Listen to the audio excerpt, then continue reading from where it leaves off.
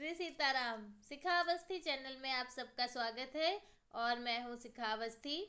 आज हम अपने वीडियो में कार्तिक माह महात्म के 9वें अध्याय को सुनेंगे। तो 9वें अध्याय में राजा पृथु नारद जी से तुलसी माँ की महिमा के विषय में पूछ रहे हैं और नारद जी उसी का उत्तर दे रहे हैं। तो अब हम अपने अध्याय को प्रारंभ करते हैं।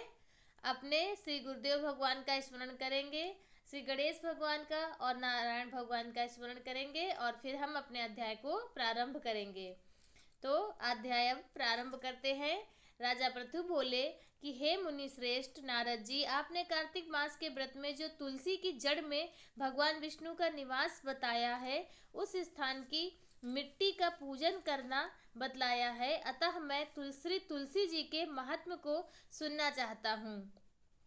तुलसी कहाँ और कैसे उत्पन्न हुई, यह बताने की कृपा करें। नारद जी ने कहा कि राजन, आप सावधान होकर तुलसी जी की महत्ता तथा उनके जन्म का प्राचीन इतिहास सुनिए। एक समय जब देवगुरु बृहस्पति और देवराज इंद्र कैलाश पर्वत पर शंकर जी का दर्शन करने के लिए गए, तो भगवान शंकर ने अपने भक्त की परीक्षा ली। उन जटाधारी भगवान ने एक साधु का वेश धारण कर लिया। शंकर जी ने तो उस दिगंबर ने उनके मार्ग में अवरोध डाला।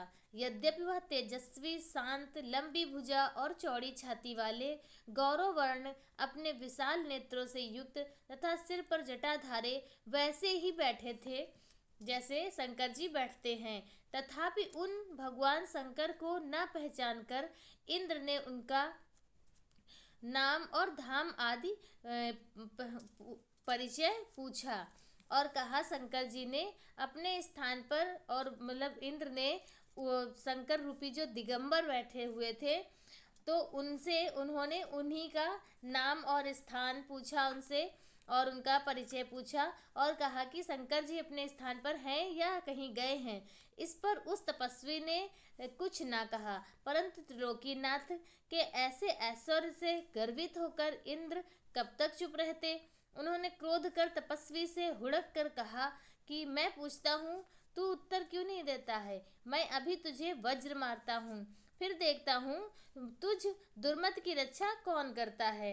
ऐसा क्रुद्ध हो इंद्र ने ज्यों ही उस दिगंबर को मारने के लिए हाथ में वज्र लिया, त्यों ही भगवान शंकर ने वज्र सहित इंद्र का हाथ स्तंभित कर दिया और विकराल नेत्र कर भगवान शंकर ने उसे देखा। त्यों ही ऐसा विदित हुआ मानो वह दिगंबर प्रज्वलित हो उठा है और तेज से जला देगा। भुजाएं स्तंभित होने से इंद्र के क्रोध और दुख का अंत न रहा, परंतु ज्यों ही बृहस्पति जी ने उस पुरुष को प्रज्वलित देखा, त्यों ही अपनी बुद्धि से उन्होंने उसको शंकर भगवान जानकर प्रणाम किया और दंडवत कर बहुत सी स्तुति भी की। फिर इंद्र ने भी भगवान शंकर से कहा, हे दीनानाथ, हे महादेव, आप अपना क्रोध रोक कर इंद्र के अपराध को क्षमा कीजिए। बृहस्पति के यह वचन सुनकर महेश्वर गंभीर वाणी से बोले कि मैं अपने नेत्रों से निकाले हुए क्रोध का अब कैसे रोकूं। तब बृहस्पति ने कहा, भगवान, भक्तों पर दया करनी चाहिए। आप अपना भक्त वत्सल नाम सार्थक कीजिए। आप अपने इस तेज को कहीं और स्थापित कर इंद्र का उद्धार कीजिए।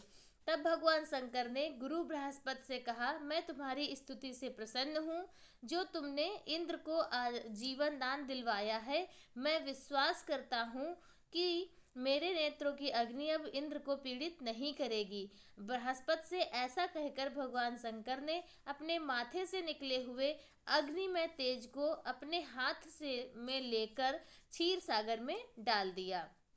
भगवान का जो क्रोध था, उस क्रोध को फिर लीलाधारी भगवान अंतर ध्यान हो गए।